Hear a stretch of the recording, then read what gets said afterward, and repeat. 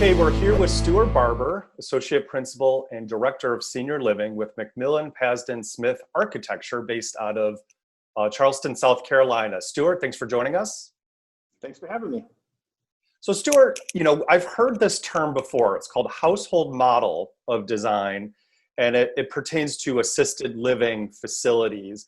I'd love for you to just jump in and talk about what is your firm's definition of household model of design, and maybe tell us a little bit of how it differs from traditional design approaches for this facility type. Sure. It might be worthwhile to kind of briefly go through a little history of how the caring for our seniors, that industry has started, and how it was born over time. It really started with skilled nursing, and which is still there. So when we talk about acute care for seniors, we're going to talk about skilled nursing, assisted living, memory care. All those things kind of apply to the idea of the household model.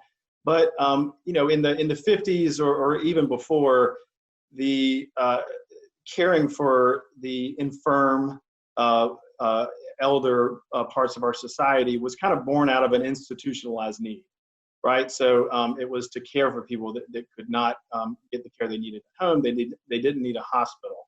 So that kind of ramped into where we had regulations, we had funding in place, Medicare, Medicaid started, but really placed an efficiency of treatment over quality of life, and treating the patient rather than treating the person, treating the resident. So.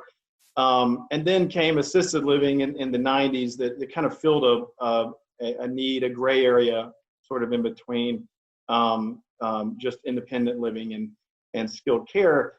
And that really pushed the skilled world a little bit further down the spectrum a little bit. So it didn't really help it, although it's good for the community at large. Mm-hmm. So when we talk about the household model, we have to talk about it's not just a design related thing. There is operational needs. There's the way that facilities are run, corporations are run, nurses are approaching this, and it's been called culture change. That was a coin by the Pioneer Network, and it really does a good job of talking about it because it talks about a transformative change that really gets to the heart of a systemic issue and attempts to really undo its history because of that history we just talked about. So, it doesn't really change what we do. It changes the reasons why we do what we do. And a lot of times it requires an open mind and really a lot of determination by folks at every level. And really it questions all that we know to enact some real change.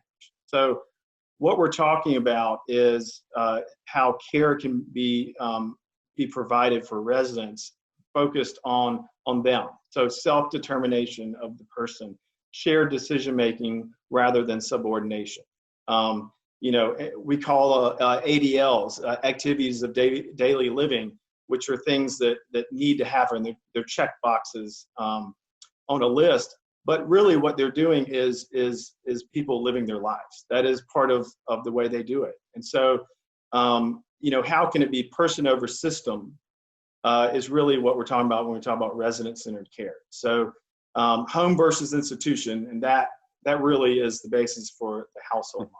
Can you provide a few examples? I mean, sort of top-line examples of this is household model, sort of operations, this is how things work versus maybe a traditional facility? For instance, one thing is that if I've been to a facility before where the administrator says, if something beeps, just stop it beeping.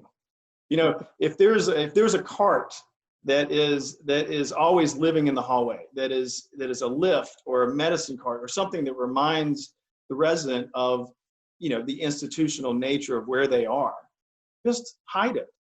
Simple thing to do.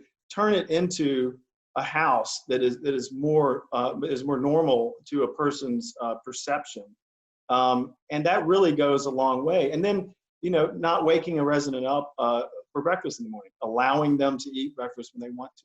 Some of those things we all take for granted are frankly sometimes a lot harder to achieve in a structured environment like nursing home or assisted living. That's great. And then your firm also put together 7 design principles for the household model. I wonder if you could kind of quickly run through all or some of those and just kind of give us some of the highlights of what Sure. your firm as a senior living specialist, what you're putting out there is sort of best practices.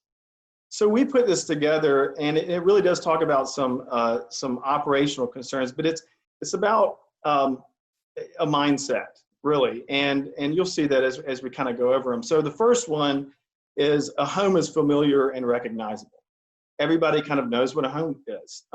Sure, that might change in cultures around the world, but if we're talking about the United States, or if we're designing somewhere in another country, what is that home? What does it mean? It means a front door. It means a front porch. It means an entryway that has a living room. It means seeing the dining room from the living room, having a kitchen adjacent, a backyard. It means your bedroom is down a hallway in a not in the public part of your house. So the second one is kind of ties into it, is we thrive in normality.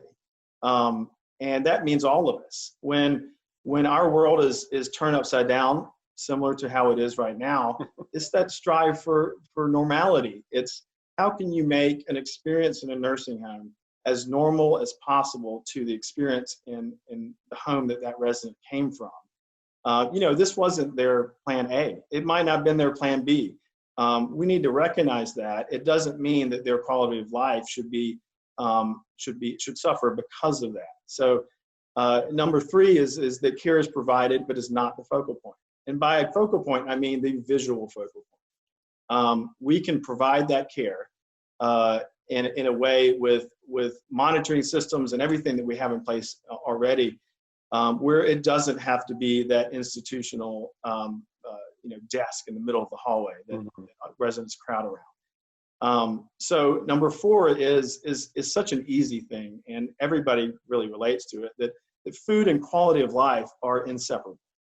That is just a fact, and especially when you have the feeling of a lot taken away from you in terms of your freedoms, in terms of your physical abilities, as a nursing home and assisted living residents do. What can you latch onto? Food is such a great one, and how can you elevate that food offering? We talk about a perception of choice. There is a way to have a perception of choice without having everything offered under the sun. That is a manageable way to allow residents some choice, and also to afford for that. Number 5 is all homes have recognizable dimensions of privacy.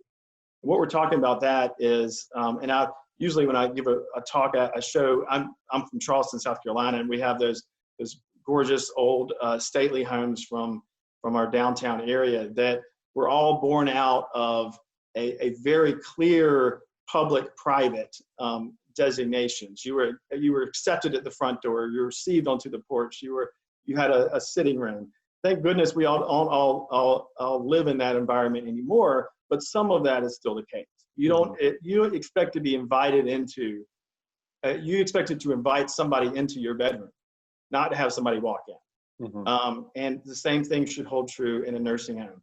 There should be places that you can go where you're private, and places that you go when you want to socialize, and et cetera. The same thing is true in a nursing home. So tying into that is your bedroom and bathroom are a sanctuary. First of all, you need to have your own bedroom.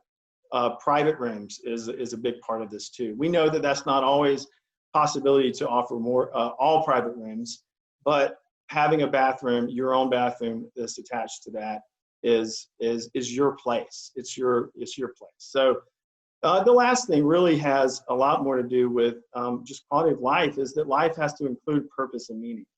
And how do we do that from an architectural standpoint?